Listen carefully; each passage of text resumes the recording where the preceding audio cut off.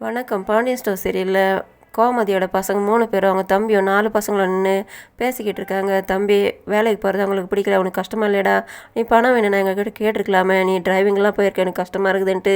என்னடா கஷ்டப்படுறேன், அவங்கள மாதிரி தான் நானும் கஷ்டப்படுறேன், உங்கள் அளவுக்கு இல்லைனாலும் வெளியில் போகிறது கொஞ்சம் ஜாஸ்தி வேலை தான், இருந்தாலும் அது செஞ்சாக வேண்டிய வேலை தான், நான் மட்டும் என்ன பண்ணுவேன்னு பேசிக்கிட்டு இருக்காங்க. அந்த இடத்துல கோமதி பால் எடுத்துகிட்டு வந்து கதிர்க்கு கொடுக்கறதுக்கு வராங்க. எனக்கு பால் எதுவும் வேணாமா, தூங்க போகிறேன்ட்டு அவர் போயிட்டார். அந்த பாலை வாங்கி அவங்க தம்பி குடிக்கிறாரு.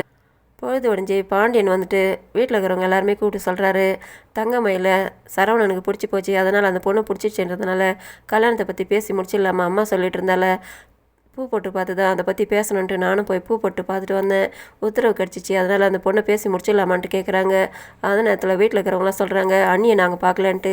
சரி பார்த்துடலான்ட்டு. அதுக்கு மீனா சொல்கிறாங்க, முதல்ல ஒரு தடவை அவங்கள பற்றி நம்ம தெரிஞ்சுக்கணும், நாங்கள் மற்றவங்கிட்ட கேட்டு விசாரிக்கணுன்ட்டு. அவங்கள பார்த்தாலே தெரியுதுமா, ரொம்ப நல்லவங்களா தான் இருப்பாங்க, என்னோடய சர்வீஸில் நான் எவ்வளோ பேரை பார்த்துருக்கேன்னிட்டு.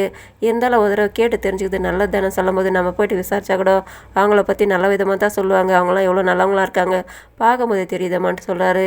சரி போட்டு பார்த்துட்டு வந்துடலாம், என்றைக்கே பொண்ணு பார்க்க போகலான்ட்டு இவங்களாம் பேசி முடிவு பண்ணிவிட்டு இதே நேரத்தில் தங்கமயில் வீட்டில் அவங்க அம்மா அப்பா தங்கமயில் 3 பேர் சேர்ந்து அக்கம் பக்கம் வீட்டுக்காரங்க வண்டி எடுத்துகிட்டு வந்துட்டு அவங்க வீட்டு வாசலில் நிறுத்திட்டாங்கன்ட்டு சண்டை போட்டுக்கிட்டு இருக்காங்க. தெரு ஜனங்களாம் வந்து கூட்டிடுறாங்க. இவங்க இஷ்டத்துக்கு 3 பேர் சேர்ந்து அங்கே ஆம்பளை முன்னாடி 2 பேர் நின்றுக்கிட்டு இருக்காங்க, அவங்ககிட்ட சண்டை போட்டுக்கிட்டு இருக்காங்க. ஊர் ஜனங்களே கூட்டிடுது.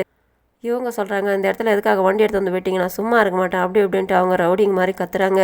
அங்கே இருக்கிறவங்களாம் இவங்ககிட்ட எதுக்காக வச்சுக்கிறீங்க, வண்டி எடுத்துகிட்டு கிளம்புங்கன்னுட்டு, இந்த இடத்துல வண்டி விடக்கூடாது, எடுத்துகிட்டு கிளம்புங்கன்ட்டு அவங்க ஒரு பக்கம் திட்டிட்டு போய்ட்றாங்க.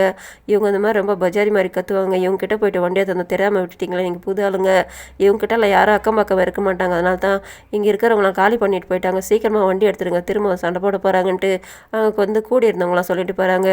அதை கேட்டதும் பக்கத்து வீட்டுக்கு புதுசாக கூடி வந்தவங்க ஷாக் ஆகுறாங்க. இந்த நேரத்தில் பாண்டியன் ஃபோன் பண்ணி தங்கமயிலோட அப்பாவுக்கு ஃபோன் பண்ணுறாரு, எங்கள் வீட்டில் பசங்களாம் பார்க்கணும்னு சொல்கிறாங்க, நாங்கள் வரலாமா அவங்க வீட்டுக்கு பொண்ணு பார்க்கறதுக்கு சொன்னோன்னே சந்தோஷமாக வாங்கன்ட்டு அவங்க ஃபோனை கட் பண்ணுறாங்க. அதை கேட்டு பாண்டியன் சொல்கிறாரு, வர சொல்லிட்டாங்க, நம்ம இன்றைக்கே போய்ட்டு பொண்ணு பார்த்துட்டு வந்துடலான்னுட்டு. ஆனால் மீனாவுக்கு சந்தேகமாக இருக்குது. இதே நேரத்தில் தங்கமயில் வீட்டில் நாம் அவங்கள வர சொல்லிட்டோம், அவங்களுக்கு வந்தாக்கா கொடுக்கறதுக்கு எதுவும் இல்லை, அதனால் நீங்கள் கடத்தருக்கு போயிட்டு அவங்களுக்கு பலகாரம் ஏதாவது வாங்கிட்டு வாங்க சொல்லிக்கிட்டு இருக்காங்க. அவங்க வீட்டில் தங்கமயிலும் கூட இன்னொரு பொண்ணு அவங்க தங்கச்சிமா இருக்குது. 2 பேரும் வந்து நிற்கிறாங்க. யாருக்காக பலகாரம் வாங்கிட்டு வர சொல்கிறீங்கன்ட்டு கேட்குறாங்க.